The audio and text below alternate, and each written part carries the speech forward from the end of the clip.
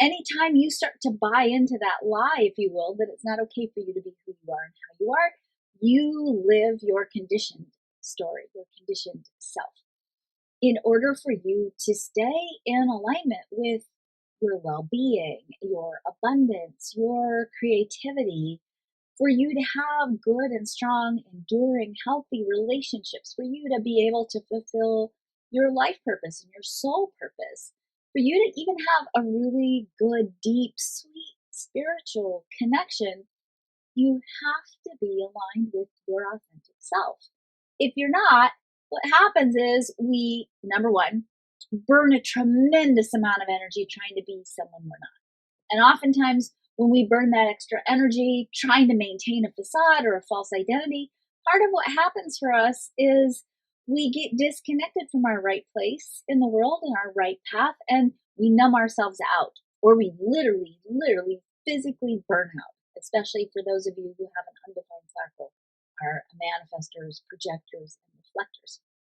So when we don't live our authentic identity, when we create these protective identities because we've bought into the lie that it's not okay for you to be who you are and how you are, we use extra energy that we don't have, and that's energy that doesn't get contributed to fulfilling your right path.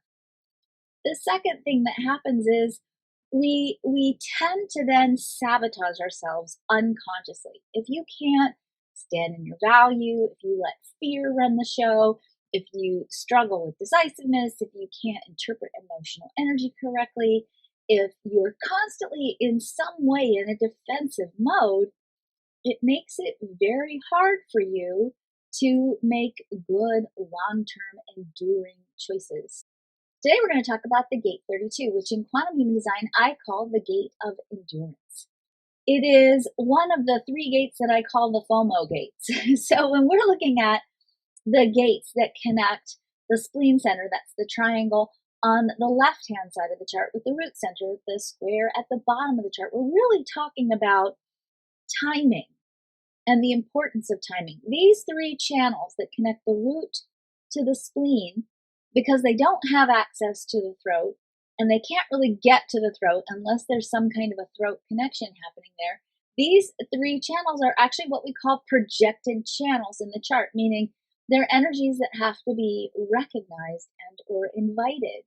And if we push with these energies and we don't wait for the recognition and the invitation, or another way of saying that, if we don't wait for right timing, what we end up doing is using massive amounts of energy and force and adrenaline energy and force to push against right timing and really not get the results that we hope for. And oftentimes what pushes us to push against right timing is our fear of missing out, particularly when we're looking at the gate 32.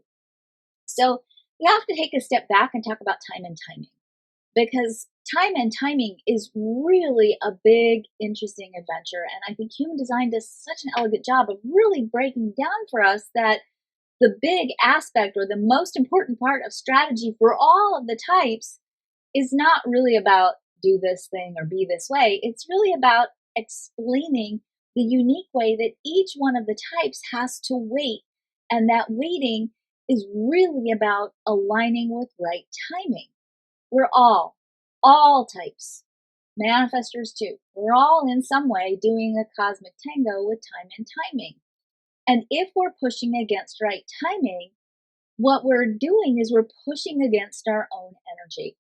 It takes time in the third dimension to organize all the parts of the cosmic equation that moves your creation process out of kairos, which is sort of timeless time and flow, or my 12-year-old projector calls it fifth dimensional time, into chronos, which is clock time. There's a translation process that occurs when we're moving out of the flow of infinite time. That's where thoughts, ideas, inspirations, that's where our muse lives, right? And when we take that inspiration out of that flow time and put it into clock time, we have to follow the rules of the third dimension, which means all the parts for the inspiration have to be ready. So let me break this down for you, because I think, if I give you a practical example, I'm hoping it'll really turn the light bulb on. And most importantly, really give you permission to move deeper into a trust of divine timing. Think about writing a book. Okay, and some of you maybe have that as a vision or a desire or something that you want to do. When you're in the process of writing a book, a lot of that process of writing the book is being in communication with your inspiration, or I like to call it your muse, right? You and your muse are plotting. You've got ideas, you're in the shower, all of a sudden you're like, oh, I should do this and I could include this. And maybe you're taking down a couple of notes.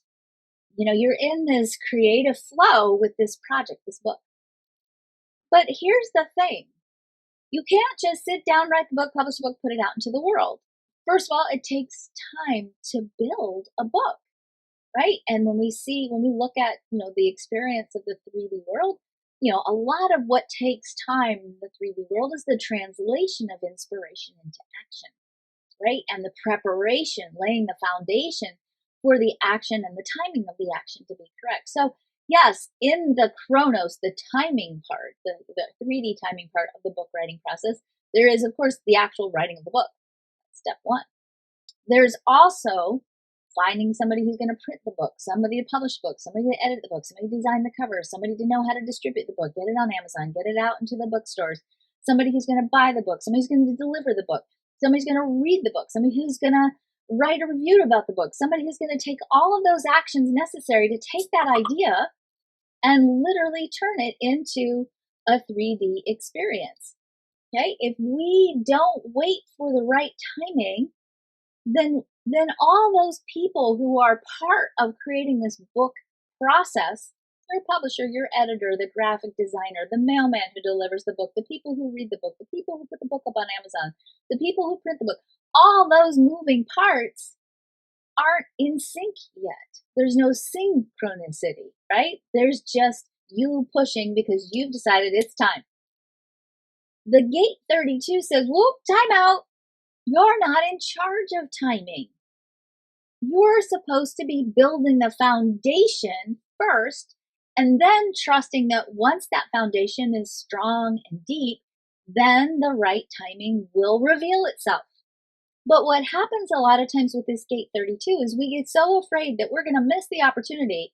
We get an idea and we're like, oh, I got to do that right now because if I don't, somebody else is going to do it, right? That's where the FOMO kicks in. Or we think, oh, if I don't do this, I'm going to miss the opportunity. Are you going to miss the opportunity if you show up for it and you're not ready? Probably not. So that gate 32 puts this pressure about time and timing on us that oftentimes causes us to pull the trigger before we're ready. Or, and here's the other piece, it also sometimes causes us to not lay the foundation so that the timing and the right timing never actually happens. So I coach business people, right? I coach people who are entrepreneurs, who are healers, who are service-based professionals. And one of the things we always get bungled up on is talking about websites and building a website and selling and marketing. And by the way, this 32 channel, if we look at the flow of it, it's part of business circuitry. That the 54 from the root to the 32 to the 44 to the 26 to the will center, from the 21 to the 45 to the throat, that's the flow of business circuitry in the chart. If we don't lay the foundation first and we jump straight to, say, sales, which is where everybody wants to go, right? Everybody's like, oh, I have a product, I got to sell. What am I going to do to sell? I got to make money, right? And we don't think about, wait, time out. What is entailed in that sales process? First of all, if you're going to do sales, selling isn't about selling. That's the icky part we hate about selling. Selling is about building a relationship with a potential client and seeing if that client is really going to be part of a relationship that's going to benefit both of you, right? It's like dating. Selling is like dating. If you don't take your time to cultivate that relationship, and that might mean for some of you building a website, for example, if you don't take the time to build that, to have all those parts in place so that when the timing is right, you can just simply say, okay, go, and just push the button and be ready for the next step in the process. If we push against the right timing and we fail to have the foundation set, then usually it's never the right timing.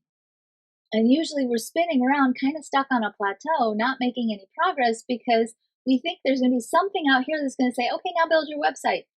This is something I want you to think about, and this is true for all types, including projectors. You're not going to get something to respond to. Timing's not going to be right if you're an initiator or a manifester. You're never going to get an invitation. You're never going to get recognition. And for the reflectors, the timing never will be right if you don't have the foundation built first. I coach a lot of writers, and I coach projector writers, for example. And they're like waiting for the invitation to write the book. You don't need an invitation for the things that you can do on your own. You don't need an invitation to build a website. You don't need an invitation to write a book. You don't need an invitation for the things that you can do on your own. You need the invitation for the next right step, for getting that book out there, for selling your services or whatever it is that you're doing. But if you haven't laid the foundation piece first, then nothing's going to happen. So the 32, the fear of the 32 is a fear of failure. And so what happens oftentimes is that if you have that gate 32 defined, you hold yourself back because you're afraid to even try, because you're afraid that if you try, you're going to fail.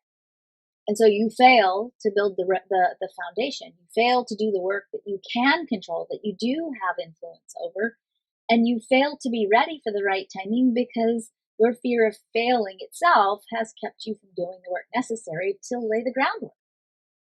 So again, because it's splenic, and we know that the only way through the existential fears of the spleen is to walk through them, the big scary challenge with this gate 32 is feel the fear and do it anyway.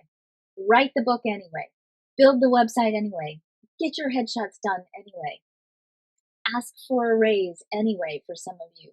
Or at least do the groundwork to be prepared for, to be ready to be recognized for the raise. Do the things you know you need to do. And if you're not doing this in business, let me give you an example. And some of you may have heard this example before because I use it a lot. It's one of my favorite stories. If it's not about business, it's still about doing the work to lay the foundation. So many, many, many years ago now, I used to teach a class called Prosperity Bootcamp.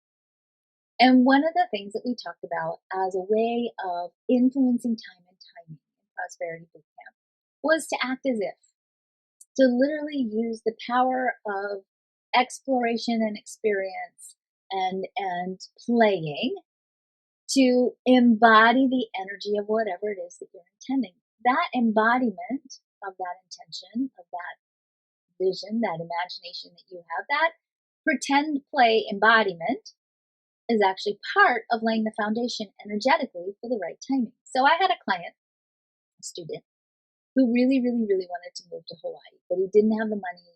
He didn't have any, he didn't have the means. And so what he started to do on Sunday mornings is he would go take himself out for a nice cup of coffee. He would, before he left the house, pack his suitcase as if he was going to Hawaii. He would have his coffee, go to the airport, stand in line at the ticket counter for the airline that he wanted to fly on. He would go through the line, pretend as if he was checking in for his flight. He never obviously ever checked in because he didn't have a ticket, but he stood there and really pretended as if he was going to Hawaii, right? So over time, this became so much a part of his energy field. He created this energetic prayer field by doing the prep work, right? By laying the foundation energetically. Then eventually one friend of his who lived in Hawaii called him up and said, hey, I'm going off the island for a couple of months. Would you come to Hawaii, stay in my house, no charge, house sit for me, and you can enjoy being here in Hawaii? He was like, okay, I'm on it. He didn't even have to think about what he was going to pack. He was ready, right? So he flew to Hawaii. He house sat for a couple of months, and while he was there, he made a lot of friends, a lot of connections, and he got a job.